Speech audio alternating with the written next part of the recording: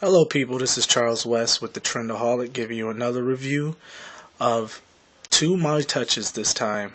One is the myTouch Q, which is the myTouch with the QWERTY keypad, uh, as you can see there.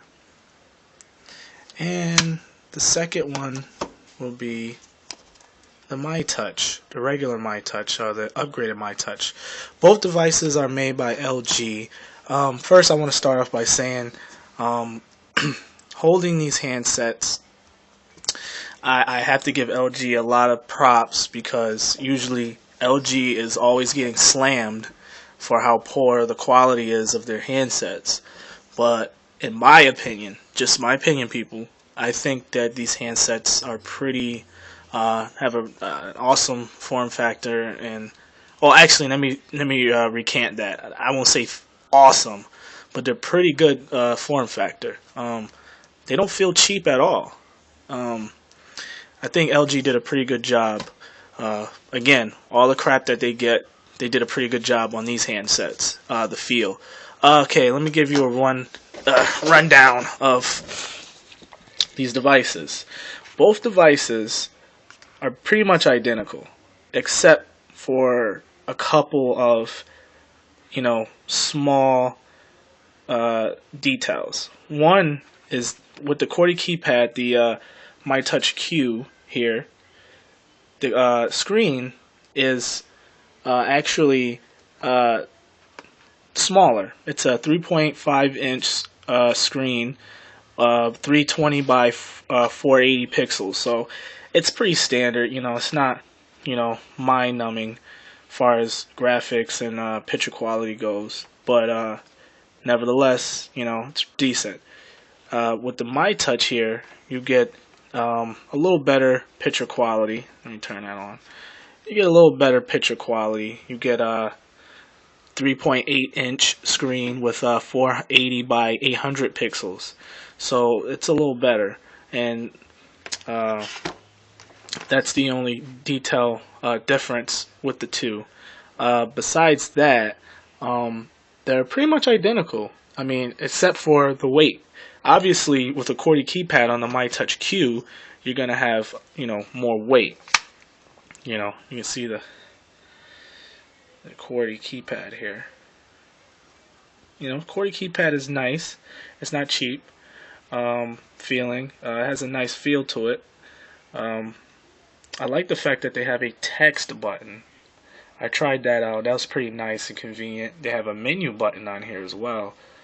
I'm sorry about the focus, people. I'm recording this on my Samsung Galaxy Nexus S 4G from Sprint. So, like I said, you guys keep supporting us. I'll be able to get a real camera that can show you some more better picture quality. Anyway, the myTouch Q weighs 5.6 ounces, and the regular myTouch weighs only 3.7 ounces. The regular myTouch feels really good in your hand. I mean, I love the back. The back has this rubber feel to it, as you can see. It looks rubberish. There's no flash, though, on the camera, which was pretty disappointing for me.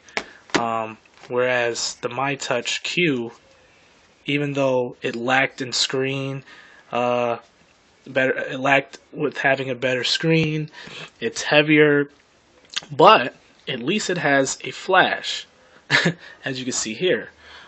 But other than that subtle difference with camera, they both have digital zoom, autofocus, quote unquote face detection, and 720p HD video. So these only go up to 720p when it comes to video, but I mean, it's pretty standard for what these phones are pricing for. Now let's get into the phone real quick. I'm gonna start with the smaller, sleeker, nice feeling myTouch here.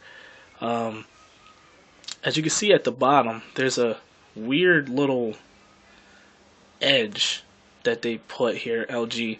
I don't know why they did this, but actually doesn't really do anything as far as the way you hold the phone. It doesn't enhance anything. So I don't know. I guess it was just for the looks of things. You can see the front face camera right there. One thing that I liked that that LG did was that they put all the buttons on the top, which was very convenient for me. I think a lot of manufacturers should do this. They got the, as you can see here, this is where the, hold on, give me a second. Operating with one hand here, so I got to kind of one-hand it here.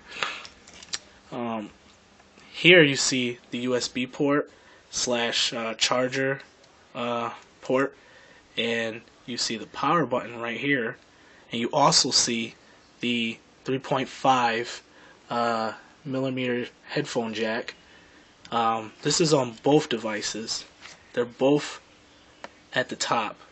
As you can see here, the USB port or power port doesn't have a cover like the regular myTouch does on the myTouch Q, but you have the same jack and you have the same power button right here.